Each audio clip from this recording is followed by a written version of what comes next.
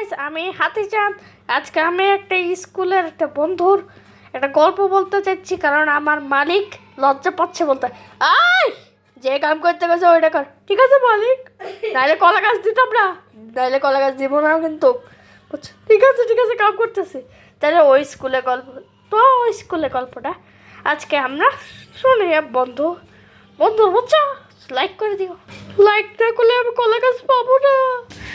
এইটা গল্পটা হলো রাজদীপের একটা বন্ধুর, মানে তার নাম এই ভিডিওতে বলবো আমরা মিস্টার এন, আর আমাদের মালিকের নাম দেবো মিস্টার আর। বুঝছো? না বুঝো যা পারবো না। এখন গল্পটা শুরু করি। শুরু, টেক ওয়ান। এই মিস্টার এন, পড়াশোনা কেমন চলে? ভালোই চলতেছে। আমি তো মনে হয় এবার ক্লাসে টপ করবো। আমি জানি না, এইবার সাপ্তাহিক পরীক্ষাতে 10-10 পাবো। 10-10 কি 10-100 পাবো। কি বেশি হয়েছে না? তুই কত বলছিস? আমি জানি তুই ভালো করে পড়াস না। হ্যাঁ, আমি বুঝি। হ্যাঁ হ্যাঁ,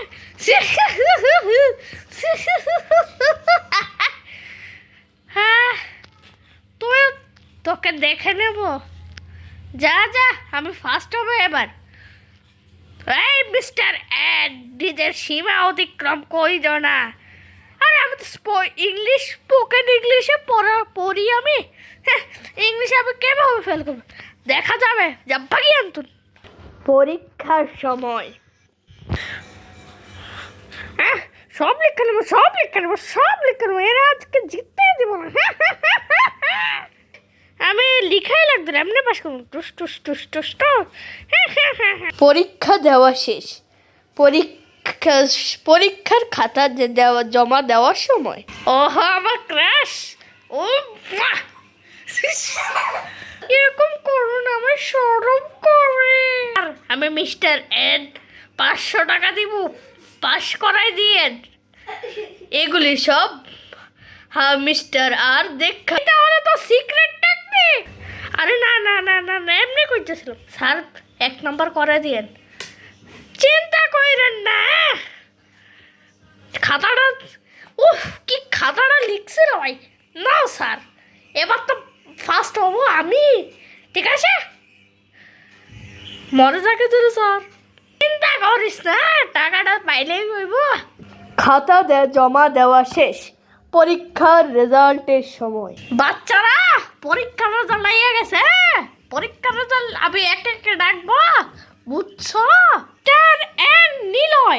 নিলয়, আপনি পেয়েছেন 10-এ 0। স্যার আমার 500 টাকা। চলে গর্দম ঘুষ খাবে।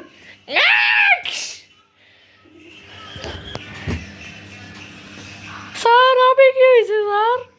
তুই 10-এ 10 পাইছস? কি আমি 10-এ 10 পাইছি? আপনারা দেখছেন তো, কিছু বন্ধুরা এরকম বাটপারি করে, বাটপারি করে, বুঝছেন? আমার ওই, আচ্ছা, ওই বন্ধুর নাম আমি রিভিল করতেছি। নাম তার নিলয়, যাকে এই পেজে আপনি নিরঞ্জন বিশ্বাস নামে পেয়ে যাবেন। Bye bye.